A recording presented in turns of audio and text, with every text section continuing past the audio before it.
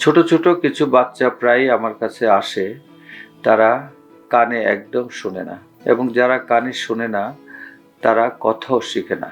এবং সেই সব রুগীরা বা রুগীর মায়েরা আমাদেরকে বলেন যে স্যার, গলাটা একটু চেক করে দেন, কারণ আমার বাচ্চা কথা বলছে না বা কথা শিখছে না।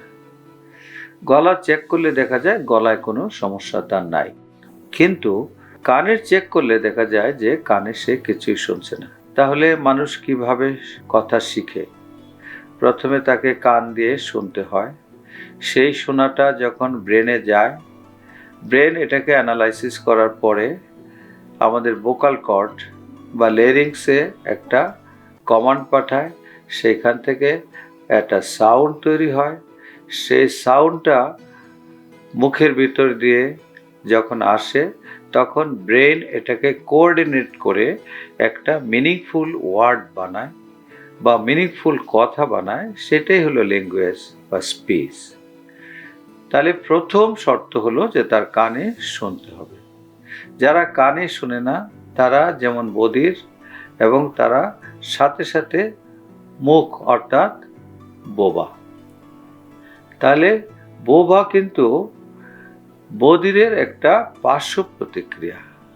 কেউ জন্মগতভাবে বোবা হয় না, বোবা হয় বধিরতার কারণে।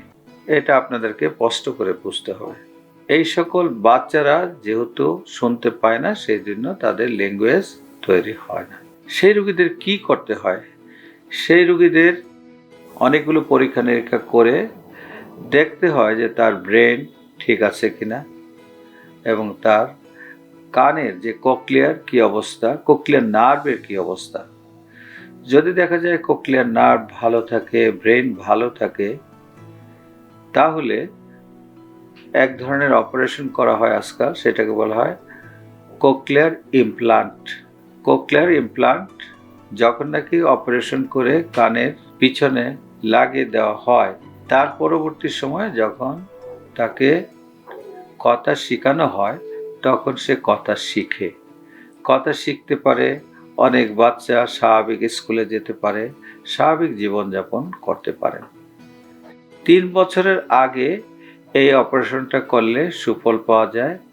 5 বছর পর্যন্ত করা যায়, কিন্তু 5 বছরের পরে গেলে তেমন আর কোনো বিশেষ ভালো সুযোগ সুবিধা বা সুবিধা পাওয়া যায় না, কারণ ব্রেনের যে ডেভেলপমেন্ট সেটা প্রায় 90% 5 বছরের মধ্যে হয়ে যায়। সেজন্য যে সকল বাচ্চা আছে যাদের কানে শুনে না, জন্ম থেকে মা বাবা বুঝতে পারেন, তাদেরকে অতি সত্বর চিকিৎসকদের কাছে নিয়ে যেতে হয়। বিশেষ করে বাংলাদেশের অনেক প্রতিষ্ঠান আছে, যে সকল প্রতিষ্ঠানে সরকারিভাবে অলমোস্ট বিনে পয়সায় কোক্লিয়ার ইমপ্লান্ট সার্জারির ব্যবস্থা রয়ে গেছে।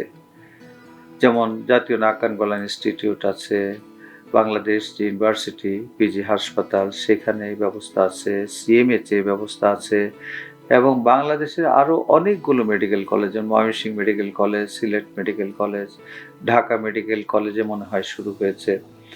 এরকম বিভিন্ন জায়গায় এই কোক্লিয়ার ইমপ্লান্ট সেন্টার রয়ে গেছে। আপনারা যে যেখানেই থাকুন, নিকটবর্তী সেন্টারে আপনারা যোগাযোগ করে বাচ্চাকে ওখানে নাম লিখে বিভিন্ন পরীক্ষা নিরীক্ষা করে আপনারা কোক্লিয়ার ইমপ্লান্ট সংযোজন করে নিলে, যেহেতু কানে শুনবে, কথাও তারা বলতে পারবে। আর যারা বিভিন্ন কথা শুনে বিভ্রান্ত হয়ে এই সকল রোগীর অপারেশন করাতে ভয় পান বা অপারেশন করান না, তাদের জন্য বলছি এই অপারেশনে ঝুঁকি খুবই কম, এবং যেহেতু সরকারিভাবে অলমোস্ট বিনে পয়সায় এই কোক্লিয়ার ইমপ্লান্ট সরবরাহ করা হয়, সেজন্য এই সুযোগ আপনারা অবশ্যই গ্রহণ করবেন। যে বাচ্চা কানে শোনে না, যে বাচ্চা কথা বলতে পারে না, ভবিষ্যতে তার জীবন খুবই দুর্বিষহ হয়ে যায়।